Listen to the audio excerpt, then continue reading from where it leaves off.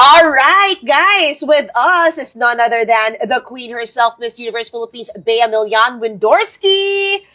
Hi! Hello po, good morning. Thank you so much for having me. Naka-adjust ka na since winning the crown? Honestly, I still feel like I'm dreaming. It hasn't really sunk in yet. I even was telling my team that I still feel like a delegate because everything's moving so quickly. But it's been a really huge honor and I'm really excited to take on this year. No, but really, I'm so happy you got to see your mom and Lola a few minutes. Oh my God! A few minutes lang, pero it was a really full circle moment kasi before I'm UPH and having a whole support system here, my mom was really my talent manager. She was my stylist, my hair and makeup artist in my previous pageant journeys. So I was really happy that she could see the fruits of her hard work pay off. Oh, wow. Can you take us back to that when she opened you to this world, right? How was your childhood like as well? Yeah, so my first ever pageant, I was, as a Miss contestant, I was 21. I did teen pageants here and there for scholarship money to help me go to university. Yes. But my first real pageant, I didn't even want to compete. My mom signed me up for it without telling me. Talaga? I was in the process of applying for PhD applications. I was very focused on a career in academia. So when she signed me up for Miss Earth USA, I wasn't prepared for it. But because of her strength and because of her continuously pushing me, we went on to come to the Philippines and compete at Miss Earth. But now that I'm competing, representing the Philippines, it really feels like this is the proper place for me. Wow. And I'm so excited to represent my mom and every Filipina who's moved abroad to chase their dreams. So, sinagot mo yung calling. Yes, totoo. So, ngayon feel mo, this is really what's in store for you. Yes, and I'm hoping to pay tribute to my childhood too. I had a very Filipino upbringing where the entire extended family is involved in raising you. Because I had two working parents. My dad worked in IT and my mom was a nurse.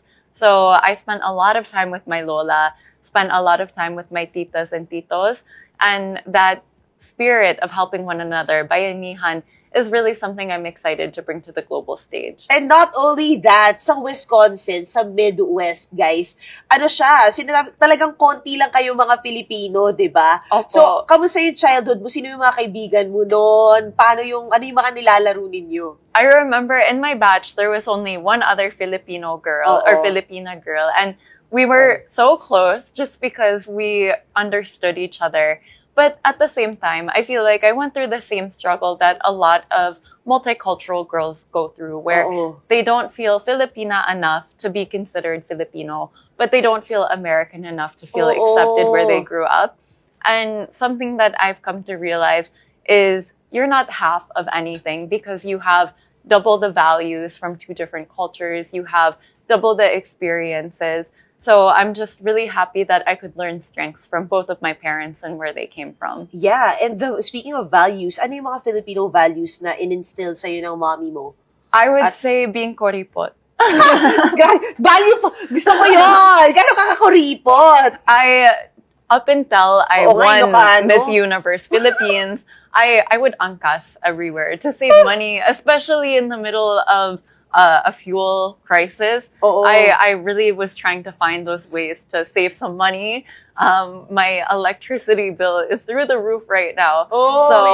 Unfortunately, I can't angkas anymore. But I still save in other ways. I love to cook at home. That's something my mom taught me, is cooking arroz caldo, cooking adobo.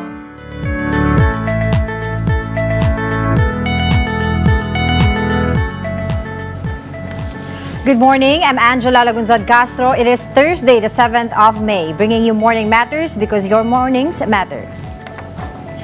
Welcome to our program where we talk about the issues you need to know for the rest of your day. Now, first on the agenda, Senator Ping Lacson says new documents point to alleged allocables linked to flood control projects, including one name that surfaced, Senator Rodante Marcoleta. But Marcoleta is firing back, calling it an attack on his name and again questioning Lacson's handling of the Blue Ribbon Committee report. Here's the report.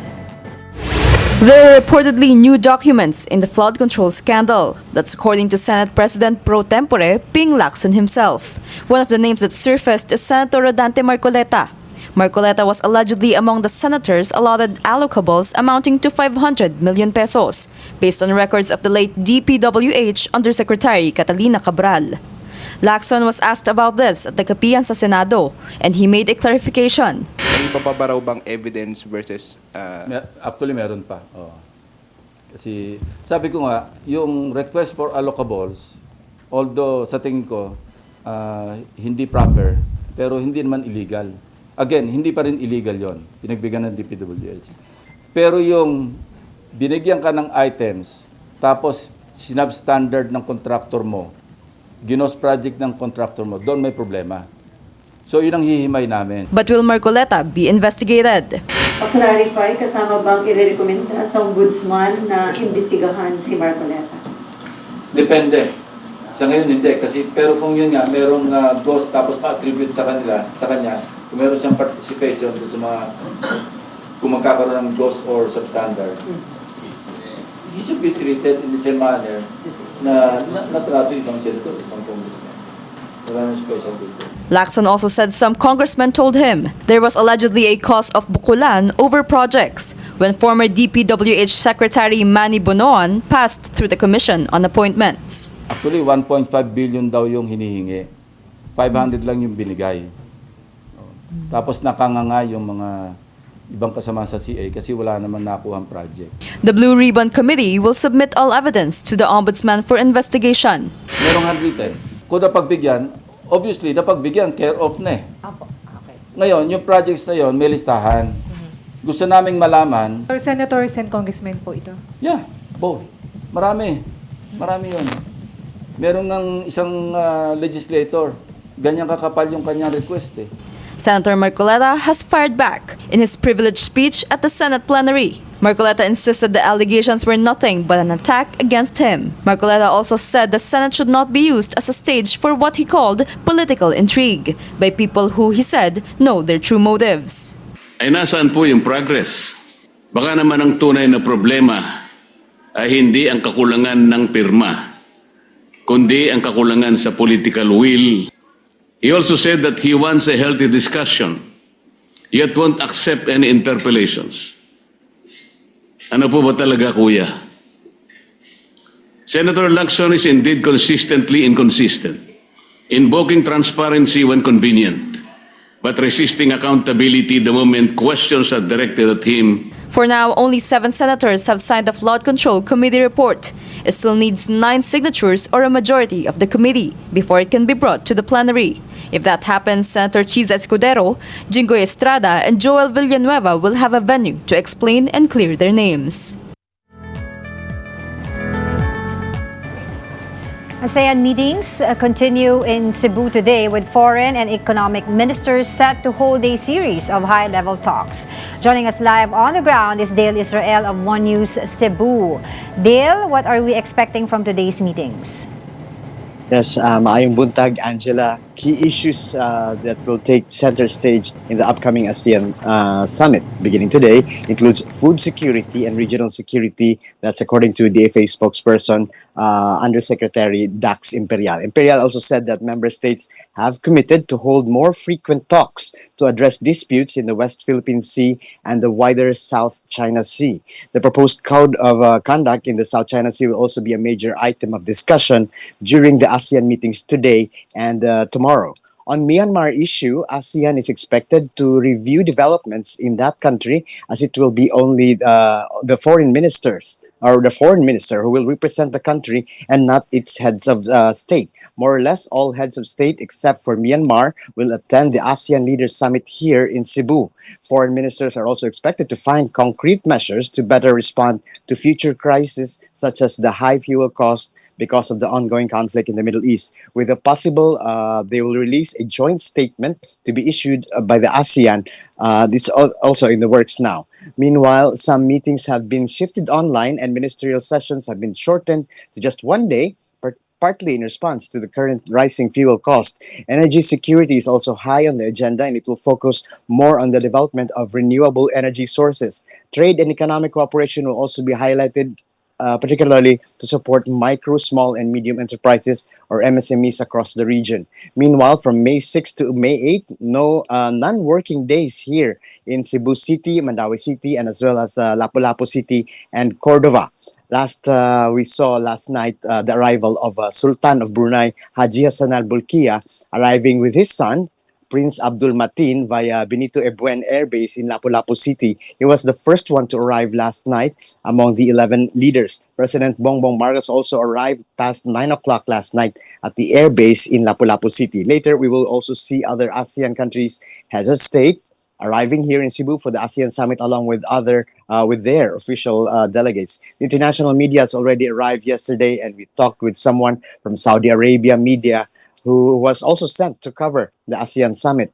Scheduled later in the morning today will be the ASEAN Foreign Ministers meeting, the ASEAN Political Security Community meeting, and in the afternoon we'll be monitoring the Economic Ministers meeting and the BIMP IAGA meeting, or the Brunei, Indonesia, Malaysia, Philippines, East Asia Growth Area. More or less, this is our mostly in the islands in the Southeast Asia. Back to you in the studio, Angela. Thank you so much, Dale Israel. We'll be back with more stories after the break. Keep it here on One News.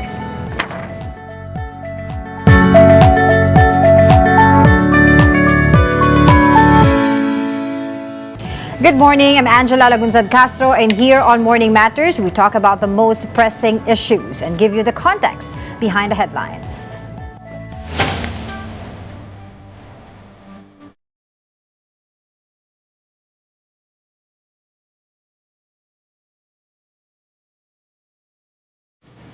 Vice President Sara Duterte said it was unfair that her family members were dragged into the impeachment proceedings against her in the House of Representatives. Speaking from The Hague in the Netherlands, she emphasized that her relatives are private citizens who deserve respect and the right to privacy as ordinary individuals. Well, I think it's unfair dahil hindi naman sila Vice President and hindi naman sila ini-impeach. And tulad ng mga asawa at mga anak din ng mga congressman, they have the right to privacy, being ordinary individuals and private citizens. While her fate could be decided in the coming weeks or months, Duterte says she is not letting the situation worry her. Lahat ng mga nangyayari sa buhay ng isang tao ay sinulat yan ng Diyos. So kung ma-impeach ako, yan ay sinulat na ng Diyos. Kung hindi man ako ma-impeach, see you sa 2028. See you tomorrow. Joining us now for his political analysis is Professor Dennis Coronacion, Chairman of the UST Political Science Department. Hi, Professor. Good to have you with us. Good morning. Hi, good morning, Ma'am Angela. Thank you for having me. Now, do you think that's unfair that her family, VP Sara Duterte's family, is being dragged into her impeachment case? Well, I think it's more of a legal question, ano? Kasi if I remember it correctly, her husband has already filed a case or cases before the courts, questioning, of course, him being dragged in the impeachment hearings. And yes, that's his contention. He's a private individual and he's not the subject matter of an impeachment, so why drag his name into the investigation? But optics-wise, I don't think it's going to affect his image since he's a private individual. But given the bank documents, bank records that were presented, I think people would begin to wonder why is he being implicated in the case that is brought against the vice president. Well, yun nga, no, of course, yan ang pinaka-concern nila is because he's a public official, pero yung asawa niya is a private citizen. But ang sinasabi, ang pinopoint out some of the members of the Justice Committee is that they're couple and conjugal property yung pinag-uusapan during that hearing. That's right. Oo. So, conjugal property. So, therefore, damay talaga siya. Oo. Kasi lahat ng if ever they have mga joint accounts or even yung mga separate yung accounts sila, the assumption is that yung mga transactions are done as a couple. Oo. So, talagang hindi maiwasan, madadamay siya. No? Pero, yun na nga, gaya ng sinabi ko kanina, in-invoke naman niya yung kanyang karapatan doon sa korte nung siya ay nagsampa ng reklamo. So, we're about to find out if the contention of Attorney Carpio has a valid basis. Well, in that sense, we would also want to know your insights on this, on how should lawmakers balance public accountability with the privacy rights of family members who are private citizens as well. Not just of VP Sara Duterte, but other public officials. Well, siguro, right now kasi there are I think the internal rules, the rules of the House do not really have anything to say about this. So in the future, they might want to amend the rules so that they could address the concerns raised by Attorney Carpio. Kasi it can also affect if ever they're going to grant the wish of Attorney Carpio to spare his bank accounts from the impeachment investigations, then it can also affect other private individuals who might be involved in the future impeachment cases.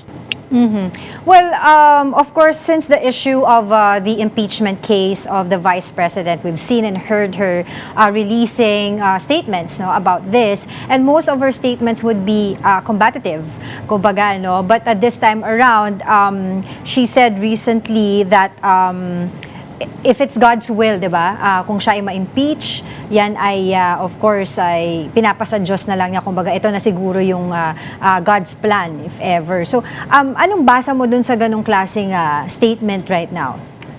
Well, I think there's a change in her tone, like you said, previously her tone was combative. Whenever she would react to any actions done by the House of Representatives regarding her impeachment. So ngayon nagbago na, medyo soft na yung kanyang tone, hindi na combative. And I surmise that's because of she's probably adjusting to the recent surveys that shows that her numbers are going down.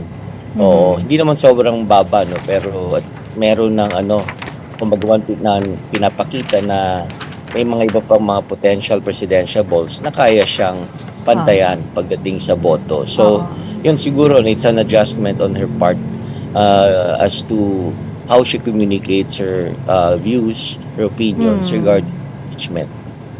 Don't you think that's the only reason kung bakit parang medyo nagbe-mellow down siya doon sa kanyang mga statements right now? There are probably other reasons. I can't think of one right now.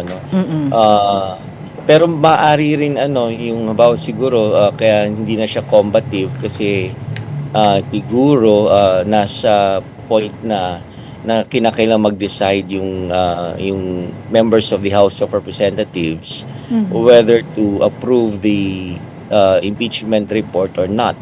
So siguro gusto niya ipakita sa kanyang sa mga lawmakers natin, particularly sa House of Representatives, na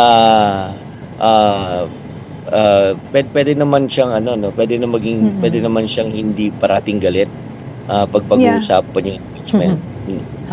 But Prof, recently the House Justice Committee approved the report of the impeachment hearings on 55 unanimously 55 yung votes nila doon. Ano? Right. And to be able to pass this, alam naman po natin, they need 106. At medyo kalahati na yun, di ba? So do you think na makukuha talaga yung half of that number to be able to impeach the Vice President based on, of course, the hearings, the clarificatory hearings, and of course, the surveys that is being published online? Well, I think the numbers have improved, unlike in the previous weeks, wherein we were uncertain whether the pro-impeachment lawmakers would be able to get the 100 necessary 106 votes. Parang nung kailan pa nag-umpisa yon, nung nagdeklara ng natatakbo si Vice President Sara Duterte sa 2028 sa pagkapangulo, parang nakita natin that there was a change in the position of some congressmen. So ngayon parang because of the recent developments, kagaya nga nung sinabi mo na survey result which show that majority of the Filipinos want the impeachment proceedings to go on, to continue. So mukhang nagbago na naman ang isip ng mga congressmen natin. And their position is tilting in favor of the impeachment, continuation of the impeachment proceedings. So yun, pabago-bago ang kanilang isip, ano? Oo. Pero yun nga sabi nila, Prof, di ba, na parang mataas yung possibility na ma-impeach, pero baka hindi makuha yung 200 plus na votes, just like yung last year na impeachment.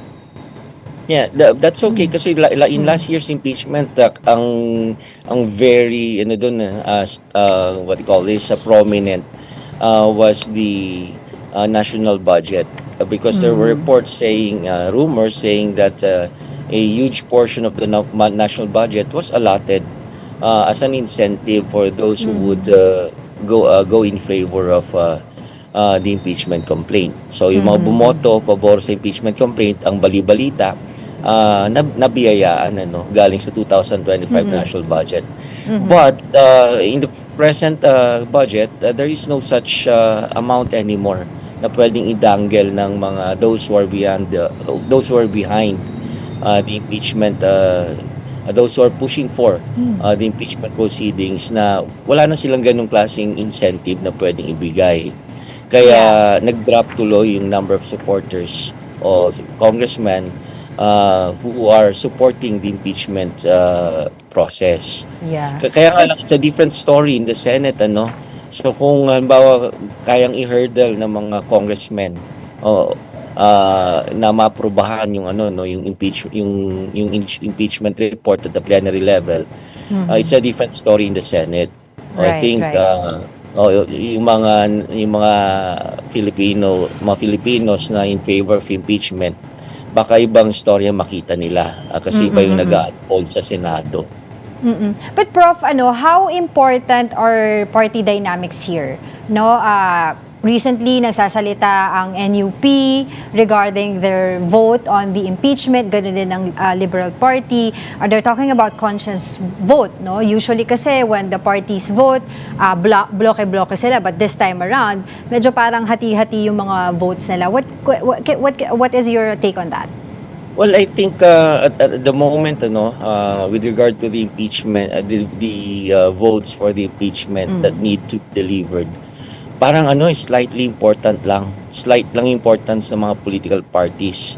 Kasi I was listening to the interview of Congressman Puno earlier. Sabi niya, hindi makaka 100% yung mga political parties. Parang sabi niya, kaya lang immobilize ng each political party. Wala naman siya sinabing figures, pero I think ang kaya lang is close to 50% per political party. So nawala na yung nawala yung sobrang importansya na meron ang mga political parties in terms of mobilizing votes in favor of the impeachment.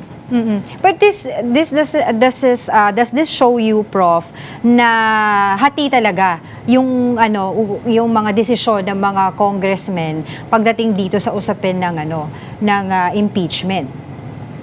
Yes, hati talaga base dun sa initial na pagbibilang nila ng mga partido ng boto ng kanilang mga miyembro. So hati talaga. So the scenario is very different compared to last year. Na talagang there is a huge support coming from the political parties. Ngayon kasi kulang at mukhang wala ng convincing power. Naubusan ng convincing power yung mga party leaders to convince their members to vote in favor of the impeachment. At saka may na rin may mga other factors na rin that have come into the picture. Halimbawa, yung political calculation ng mga party members going into the 2028 elections. So lalo na yung mga Mindanao congressmen natatakot sila na baka mamaya matalo sila when they go for re-election in 2028. So yun yung mga ganung factors are also Pero Prof, oo. Yeah, what do you think about that? Na yun yung tinitignan nila instead of the evidence, 'di ba? Na tinitignan nila baka kasi if we vote for this or if we vote against it, 'di ba, the constituents will not agree with us, etc. When in fact, in reality, dapat they're looking at the evidence, 'di ba, to think na yung vote nila is for the impeachment dahil dun sa ebidensya, not because of that other factor. Well, tama ka naman dyan, Ma'am Angela, kasi nga, what's the use of presenting those damning evidence if at the end of the day, our lawmakers, our congressmen would still Exactly. Give importance to their political ambitions, to their political careers. So nakakalungkot. That's the sad part of the impeachment process na hindi siya puro puro merits of the case. Hindi lang puro strength of the evidence. Right. Kasi meron din minsan mas malakas pa nga yung political consideration o yung na iniisip nila paano naman kami pagdating ng 2028 elections. Baka matalo kami. So, nakakalungkot, that's the other reality. Sabi mo kaninang reality, dapat tinitingnan yung ebidensya. Itong namang reality tinitingnan nila, na yung election na, kung ano mangyayari sa kanila sa election.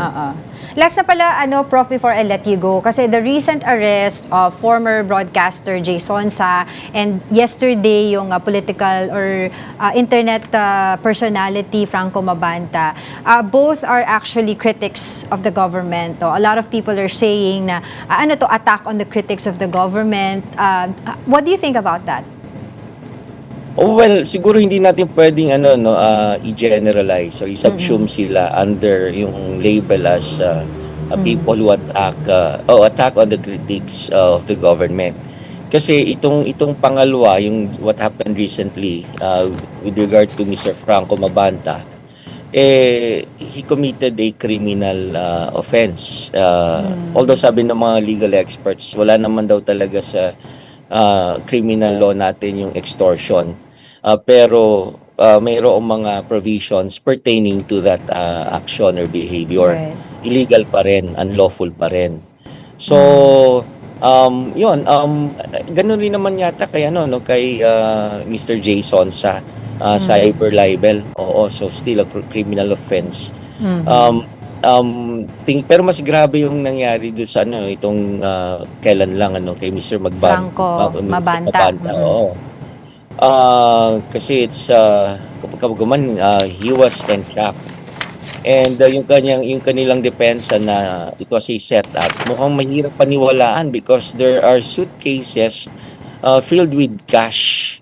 At saka may mga videos rin na kumakalat sa internet na showing na kausap siya ng NBI, hindi niya kilala pala na NBI agent. So I think from his end parang hirap naman kontrahin, nang hirap patunayan that it was a setup. Oo. Alright. Sige. Maraming salamat po sa inyong oras, Professor Dennis Coronacion, Chairman of the USC Political Science Department. Thank you. Now stay tuned. Morning Matters will be back after a short break.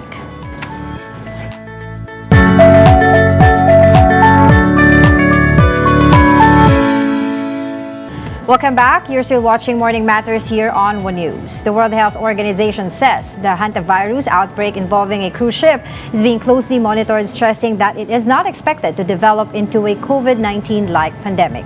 Here's a report. A cruise ship carrying nearly 150 people has continued its voyage after departing Praia in Cape Verde, despite being linked to a deadly hantavirus outbreak. The World Health Organization says 3 passengers, 2 confirmed cases and 1 suspected infection were evacuated from the vessel and flown to the Netherlands for treatment. The Dutch Foreign Ministry identified them as a 41-year-old Dutch national, a 56-year-old British citizen, and a 65-year-old German national. The outbreak has so far claimed 3 lives, with 1 body still on the vessel. Of 8 recorded infections, 5 have been confirmed through laboratory testing. Contact tracing is now underway across Europe and Africa, involving passengers who disembarked earlier in the journey, which began on April 1 in South America and included stops in Antarctica and remote Atlantic islands. WHO says the situation is not expected to escalate into a COVID-19-like pandemic. This is not the next COVID, but it is a serious infectious disease. Hantavirus is primarily transmitted through inhalation of particles from infected rodent droppings. And although rare human-to-human transmission has been recorded, authorities stress that the overall risk to the public remains low. Now, to tell us more about this hantavirus, we are joined by infectious disease expert Dr. Nina Gloriani. Good morning, Doc. Nice to see you again. Okay. Good morning, Angela. Good morning, everyone. Hi, Doc. All right, so let's talk about hantavirus. There are a lot of questions about this, but what are the primary modes of transmission for hantavirus? Well, actually, the hantavirus is carried by rodents, no? Especially in some areas, yung special rodent, the rats, no? So yung special rodent na striped, which actually we call Apodemus, although other rodents or rats can actually transmit it. So how is the transmission made? Through usually aerosol inhalation of droppings, urine or saliva of these rats, or pwedeng contaminated. We can actually eat or ingest these droppings or urine or saliva kung contaminated yung environment. Right. Pero Doc, of course, the question here also that people would want to know is that, is there any documented evidence of human-to-human spread in the current global cases? They cannot really say na human-to-human, although yung what they have found so far in the recent yung outbreak sa Honduras, the MV Honduras. Sa MV Honduras, kasi merong isang index case, and then there were other people who got infected also. So that is human to human transmission na, But and also some of these cases actually had confirmed hantavirus infection based on their laboratory tests that were done. So maybe at this point I would like to say sa atin sa Philippines, I initially thought I'd take this interview kasi sometime in 1999, our group published a report on 2 hantavirus infections in the Philippines, in Manila.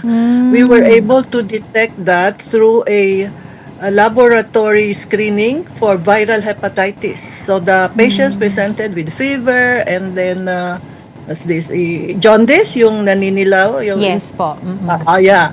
And then there were a lot of patients who were actually screened, and 2 who had actually acute symptoms tested positive using what we call the ELISA. The antibodies were detected in these patients. There were 2 patients. One was positive for IgM, anti-hantavirus, and the other was IgG. Mataas yung titers ng antibodies nila. But I believe these were the only ones that were reported. These patients recovered. They only had the mild form, but they had positive hantavirus via serology, yung testing.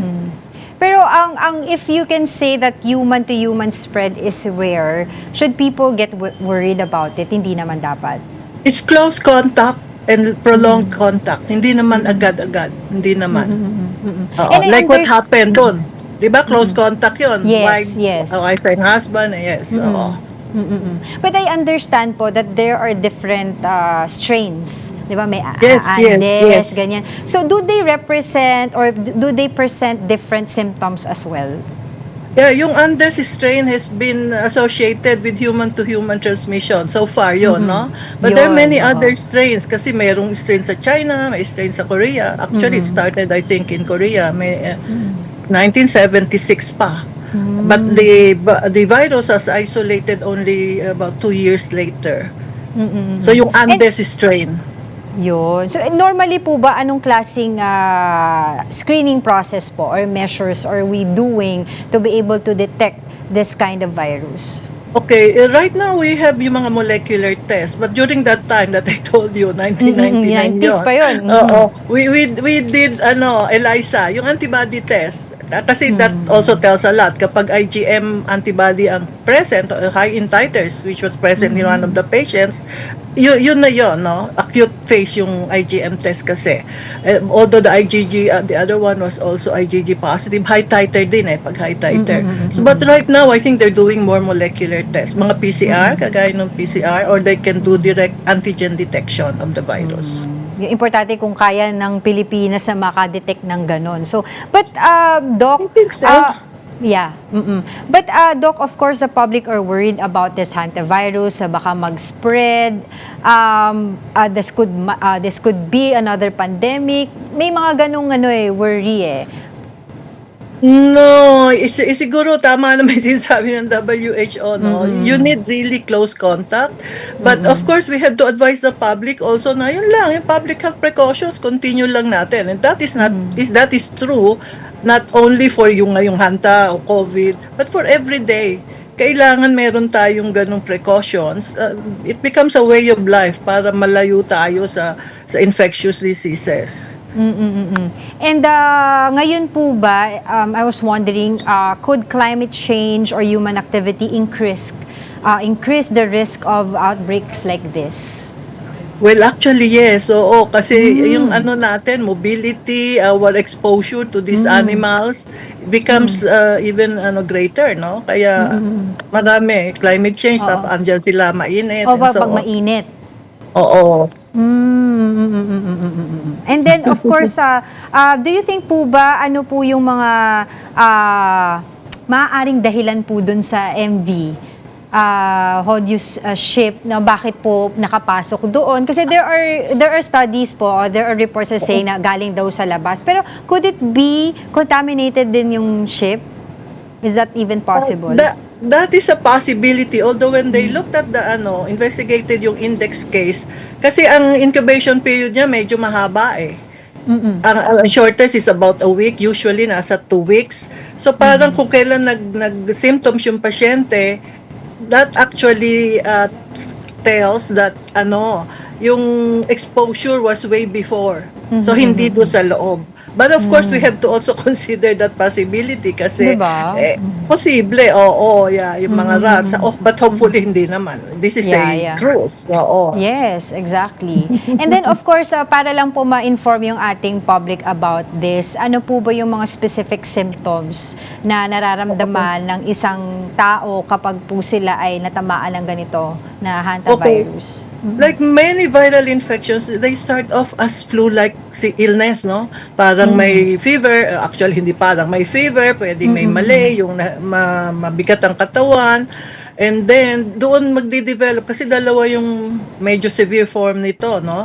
Yung isa ay yung sa renal, what's this? Yung renal symptoms sa kidney, and then yung isa ay sa pulmonary symptom, yung Hantan pulmonary syndrome. So, kung pupunta siya doon sa pulmonary syndrome, magkakaroon siya ng difficulty of breathing, yung coughing, and so on. Pero yung early part, parang flu-like. Kaya nga yung aming tinest noon, tapos yung iba, of course, jaundice patient siya, pero may fever. Tinest namin noon for many agents that can cause such symptoms. So, pero maganda ma-test agad, pero hindi mo noon iisipin na yun ang cause, no? Kung ma-test mo for so many agents, pwede. Pero but what about, exactly, but what about po the incubation period? Gaano po katagal? Yeah, usually 2 weeks, but it can be as long as 8 weeks. Meron silang na-report or na-record na up to 8 weeks. Kaya medyo matagal. So, hindi pa free yung ibang na-expose. At that time, yung close exposure nila. Oo. They have to be monitored pa. Oo. Sa perspective po ba ng, kunyari, ordinaryong tao, sinabi niyo po, pwede, possible, up to 8 weeks. So, let's say, for example, incubation period ako, pero hindi pa ako nagma-manifest ng mga symptoms. Makakahawa pa ba ako? Aerosol siya eh. Kung wala ka naman pang symptoms, hindi. Oo, Kailangan ilabas mo yung, kunyari, may saliva, may ano. Saliva. Tumalsik yung laway, inubo, diba? Mga Inubo, ganon. oo. Yeah, that's right. Oo. Okay. Yun. Alright, so, ano po yung mapapayo natin sa public when it comes to this, no? Basic things that we should do to be able to avoid this kind of virus here in our homes, diba? In our country as well. You know, we always go back to the basics, public health precautions for us, no? Right. Sabi ko nga kanina, not just for this or COVID or anything, but yung public health precautions, cleaning hands, yung hygiene practices, and of course, sana malinis yung ating mga kapaligiran kasi maraming dala ang mga daga, hindi lang yan. We ward on leptospirosis as well. So, ayan, marami silang dala, hindi lang ano. Exactly. So, hindi lang daga, no? Di ba? Mga flies and so on. Lahat.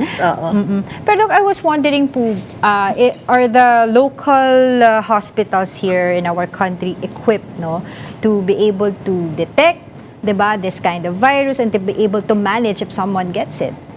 I don't think we have the routine test for this kasi hindi naman siya common, no? Relatively rare ito and there are specific groups who will be affected. I would say that yung RITM natin, which is the referral center for many of these surveillance activities, testing, is in a position to do that. Ang importante lang kung molecular yon, they will have the sequences ready. Kung yung for the Hantavirus alone, like they're having for MPAX, diba? Na i-establish na nila yan. Yung mga ganon, It's the RITM will have the capability there. Maybe the big ones, I don't know, but usually government yan. In our case, no, kailangan po ba ang DOH ay kumbaga maghigpit when it comes to yung border restrictions, yung sa travel advisory natin, yung mga pumupunta dito, o hindi naman kailangan pa? Usually, ang ginagawa nilang travel advisory, pag galing to sa areas to saan nagkaroon ng problem. Nag-originate, nag-originate yung outbreak. So, hindi naman, I don't think so. Pero yung febrile, mayroon tayong fever surveillance sa airport, for instance. So, that covers many things. So, hindi lang ito. So, but fever, suspect, i-investigate ka na. Can you also share with us, Doc, if there are any biggest misconception about hantavirus? Hindi naman natin siya masyadong pinag-uusapan dito, no? So siguro do sa nila kasi talagang yan very clear na rodent born. So wala naman siya sigurong misconception na mga but siguro except na baka akala nila very easy to catch it. Hindi yun, baka yun lang, pero hindi. Hindi. You have to be in an environment na Exactly. And dun po sa nangyayari ngayon doon sa MV Honduras, na ship, Honduras rather. What lesson should the cruise industry should learn from this incident? Okay, siguro yung mga may febrile illness tapos one after the other nagkakaroon ng they have to be worried or clear about what to do. Kasi yung isolation, precaution siguro mauuna na yon kasi many of these agents close contact. Although yung iba aerosol nga to, hindi nga talagang close contact. Pero malakas yung close contact, droplet infection dito, no? Pero aerosol din. Pero hindi lang itong mga cruise ship na ito, kundi lahat ng posibleng may panggagalingan, dapat clear sila. And not just for Hanta, no? Meron silang capacity to, siguro basic sa akin, yung cleaning everything and then making sure that everything is sanitized and so on. So actually what will happen to this disembark na yata yan sila eh. They will have a total clean up of the ship and of course monitoring the patients. So pero isolation is very important. Para ka naka-quarantine pero hindi naman, no. Yung COVID iba yun eh. Pero isolate the patient kasi para hindi na makababa. Alright, on that note, maraming salamat po sa iyong oras, infectious disease expert Dr. Nina Gloriani. Good morning. Thank you, Angela. Good morning. Now in weather, Pag-asa is monitoring a low-pressure area southeast of Hinatuan, Surigao del Sur. As of 3 a.m., the LPA was estimated at 120 kilometers southeast of Hinatuan. The easterlies are also affecting Luzon and the Visayas. Outside the Philippine area of responsibility, Tropical Storm Hagupit was last seen more than 2,000 east of northeastern Mindanao. In contrast, several areas are still expected to feel dangerous heat today. Heat index levels may reach 42 degrees Celsius in Lawag, Dagupan, Cavite City, and Cuyo, Palawan. As the summer heat intensifies, many Filipinos are turning to palamig to cool down. But a new study has raised concerns after antimicrobial-resistant bacteria were detected in some streets drinks in Tondo, Manila. Mobile Journal Daniel Dayaw reports. As summer heat continues to intensify, many Filipinos are turning to palamig, saying it's cheaper, accessible, and instantly refreshing after a long, hot day. Una mong hahanapin is yung palamig kasi sobrang init ng panahon, especially here sa Manila. Super need siya since yung refreshing drinks na to, it actually gives us the coldness na we need.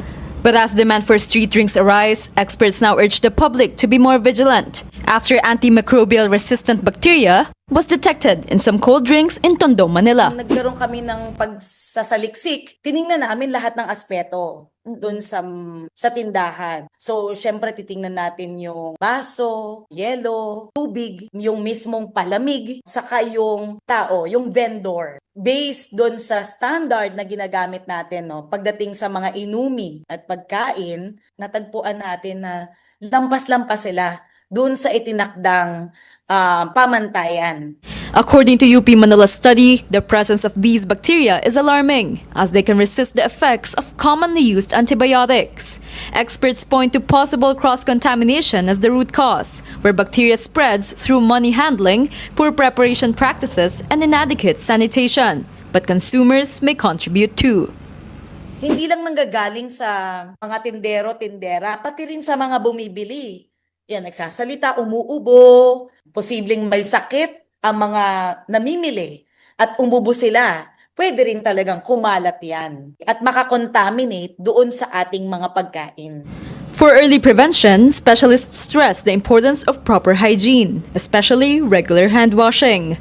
Napaka-importante ng hand washing. Makapaghugas sila in between sa proseso ng kanilang mga gawa at pagkatatanggap sila ng pera. Training ng mga nagtitinda. Tapos yung environmental sanitation, panatilihin po nating malinis ang ating kapaligiran, okay? At yung public awareness, yung ligtas ang lahat sa komunidad. Magandang practice po yon na para maiwasan po natin ang pag-transfer.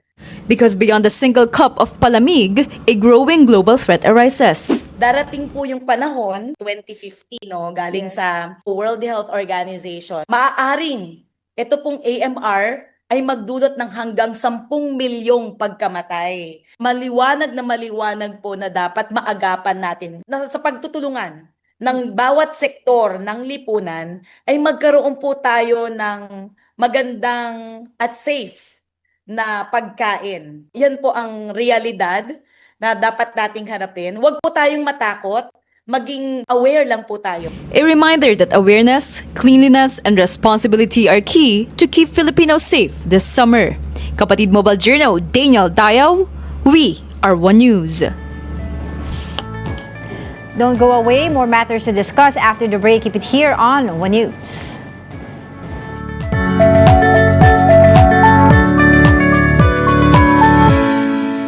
Welcome back. You're still watching Morning Matters here on One News. Stage 8 of the 2026 MPTC Tour of Luzon is now underway, beginning in Pagudpod and set to finish in Paway, Ilocos Norte. For the latest, let's bring in our mobile journalist, Denise Valdesancho. Denise, go ahead. Good morning, Angela. Yes, we've reached Paway, the finish line of Stage 8 of the tour.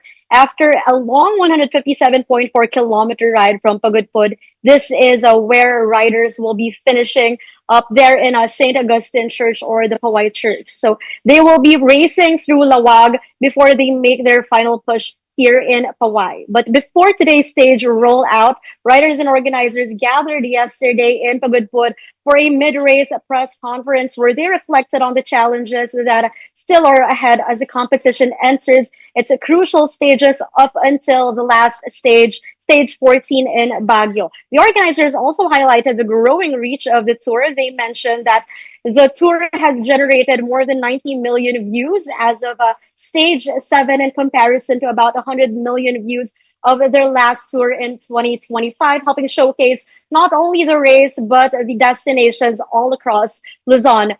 Present also in the mid-race press conference is a defending champion, Ju De-yong, who shared his plans aside from being or taking on another championship. He wants to take on a bigger role, probably to have at least one win in the latter stages or the upcoming stages ahead. Also present is the general classification leader, Nikita Shulchenko, as well as his teammate, Ibrahim Al-Rifai. Just going back to stage 7, the individual time trial of the race that happened from Pagudpod, looping also around Pagudpod. It was also Nikita Shulchenko who topped the race. He was able to finish the 22-kilometer ride in just about 30 minutes. Meanwhile, a representative from Team Philippines, Rick Rodriguez of Team 7-Eleven Philippines, said that fans should wait for Filipinos' stronger pursuit of the race, as we are still awaiting if a Filipino will be leading the later stages from stage 8 today up until stage 14. That's the latest here, Angela. Thank you for that update, mobile journalist Denise Valdesancho. Now over in UAAP volleyball, both LaSalle and NU are now one win away from the title. The LaSalle Lady Spikers drew first blood in the UAAP Season 88 Women's Volleyball Finals, sweeping the NU Lady Bulldogs in Game 1. Angel Canino led LaSalle with 17 points as the Lady Spikers moved closer to a perfect season and their 13th Women's Volleyball crown. LaSalle can complete the season sweep in Game 2 on Saturday.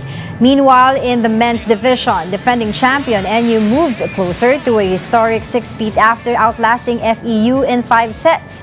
Jade Disquitado and Leo Ordiales led the Bulldogs, who also look to finish the series in Game 2 on Saturday. And that wraps up today's episode of Morning Matters. We hope we've given you just the right start to your morning. Let's make the day matter. I'm Angela Lagunsad Castro, kapatid. We are One News, all sides, all the time.